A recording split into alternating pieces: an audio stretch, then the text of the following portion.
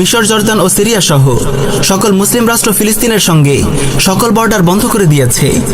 মসজিদুল আকসা পুনরুদ্ধারের জন্য আত্মোৎসর্গকারী কোনো মুজাহিদ কাফেলাকে তারা ফিলিস্তিনের ভূমিতে পা রাখতে দেয় না, বরং ফিলিস্তিন ও বাইতুল মাকদিসকে মুক্ত করার জন্য সশস্ত্র জিহাদের আওয়াজ তোলা উম্মাহর সন্তানদেরকে তারা জঙ্গি বলে চিহ্নিত করে এবং তাদেরকে হয় হত্যা করে নয় কারাগারে বন্দী করে রাখে। এমনকি গাজার ভাইদের জন্য প্রয়োজনীয় খাদ্য ও চিকিৎসা সামগ্রীও তারা পাঠাতে দেয় না।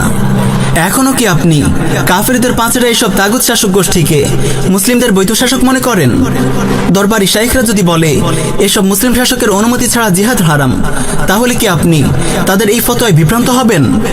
প্রিয় উম্মাহ, ফিলিস্তিনের গাজায় মালাউন ইহুদিদের নৃশংস গণহত্যা দেখে আপনারা হয়তো তাদের প্রতি সহানুভূতি ও সহমর্মিতা দেখাচ্ছেন, সোশ্যাল মিডিয়ায় মাজলুম ভাই বোনদের পক্ষে আওয়াজ তুলছেন।